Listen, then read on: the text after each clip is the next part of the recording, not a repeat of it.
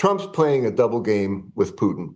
On the one hand, we all know he tried to win Putin over with enticements, offering him back his oil and gas business in Europe and in the world, lifting of sanctions, offering him big investments if he'd stop the war. And it didn't work. I think Trump learned by about April or May that this isn't working. And that's when he and his cabinet started talking about, to quote Trump, well, I guess we have to inflict pain. I can do pain. And that's when they started talking about two things, I think. One thing was you need to give more weapons to Kiev, to the Ukrainians, and try and get the Europeans to pay for it. Okay, that's one thing. That makes perfect sense. The other thing was there's a very deep feeling in Washington, in the Senate, in the Congress, in the cabinet. Russia is, as Senator McCain said before he died famously years ago, Russia is a gas station masquerading as a state.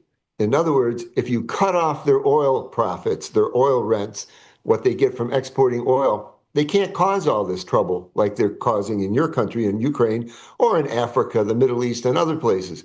So this is a very deeply held idea in Washington.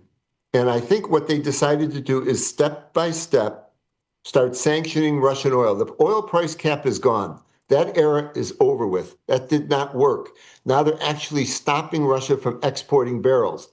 And at the same time, we know now that around in the midsummer or even earlier, the U.S. CIA and military U.S. military people who are in with the Ukrainians proposed this campaign to work with Ukrainians on the drone campaign, and that this has been done in coordination with American intelligence.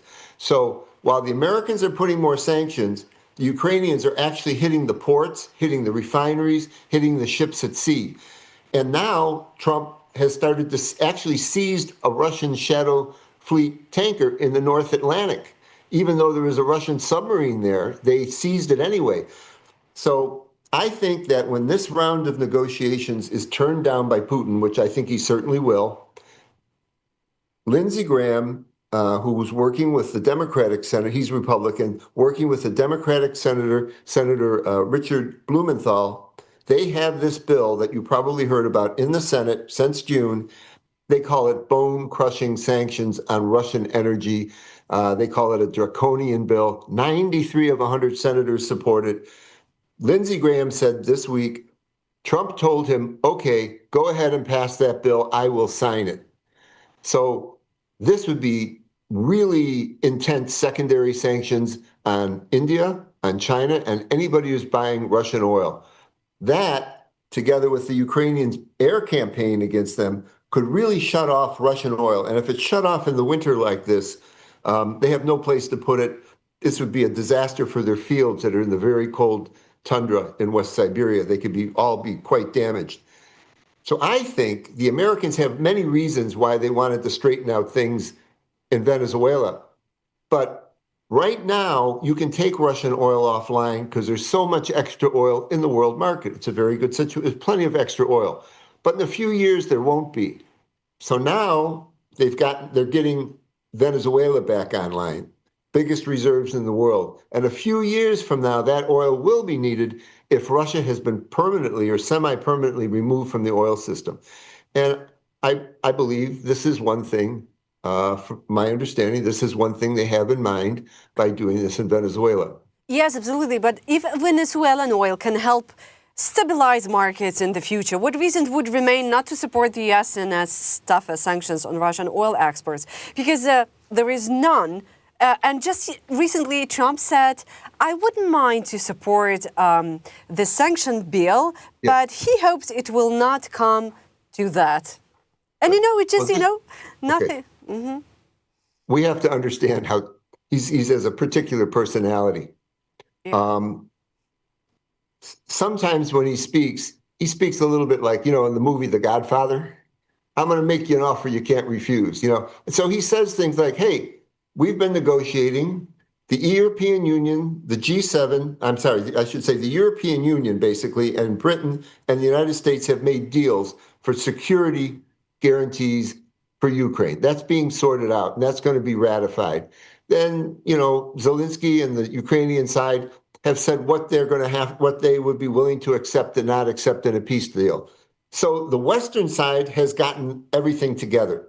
That is now has to be presented to Putin, and I think he's going to say no. So Trump will say, oftentimes, I think Putin might be interested in this and so forth. But I'll give you an example.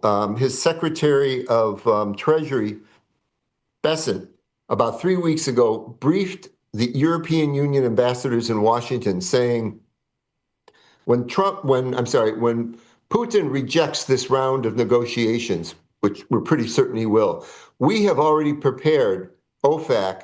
This is the office in charge of sanctions. It's in the Treasury Department, and he's the secretary. We've prepared it all, and they're harsh sanctions, and we'll be ready to impose them.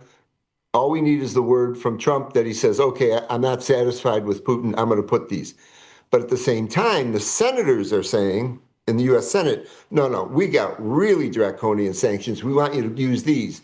And now Trump has said, okay, go ahead and pass it. I'll sign it. So, maybe something else will happen. But it looks like everything has been set up. The United States has gotten ready. Putin has not given in at all. He's been warned repeatedly, and that's part of this. Warn him repeatedly, look, this is what I'm going to do to you. This is what Trump did before he put the very high tariffs on India. He said, I'm going to do it if you don't stop. You don't stop? Everyone said he won't do it. He did it. That was very dramatic.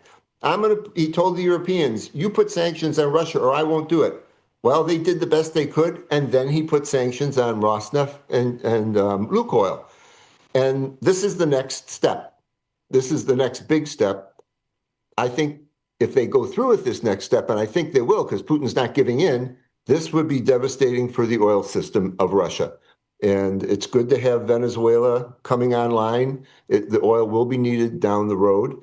And I think the Saudis, the UAE, the Gulf states, they understand. They've been putting a lot of oil on the market. So there is plenty of oil. So Trump has this leeway to keep the price low when these things are done. So I think that's what's actually going on. And I hope Trump follows through. Yeah, I think he will. I think he will. Yeah, I hope for that. Definitely, the situation in Moscow is becoming quite hysterical because they are losing their influence. First Syria, then Venezuela, and probably soon it's going to be Iran. And and they are just recently sent Oreshnik missile for the second time now to the western Ukraine. So I think they're just showing they're in desperate. Let's put it that way. So just, Dr. O'Donnell, just to clarify, is Venezuelan oil is the missing piece that makes crushing Russian oil exports politically possible? It's not needed in the short run. He could do this to Russia now without a big crisis because OPEC countries, OPEC Plus, they say they have 6 million extra barrels that they're not putting online. So, okay, that's on paper. Maybe they really have 4 or 5 million barrels. Russia is really only exporting 3.4 million barrels via its ports. That's what would be stopped, the ports, not the pipeline to China. You can't do anything about that. So there's plenty of extra oil around if right now you took Russia offline. The concern is, right now, the economic activity in China and Europe is relatively mild. There's economic, difficulties, but longer term economics will pick up and there'll be demand for more oil in a couple of years, I don't know, a few years. And that's about how long it'll take to get Venezuela online. And Venezuelan oil will be needed then if Russia isn't allowed to return to the market. So it's a missing piece, but it's not immediate. It's thinking farther down the line. It's a long run. There's another aspect, of course, of asserting some pressure on the Chinese, making it difficult for them to continue their activity in Venezuela and Latin America. The U.S. now will be an arbiter of them, whether they get their money back or not that they've loaned to Venezuela. There's also that. But much of it is about, I think, Russia.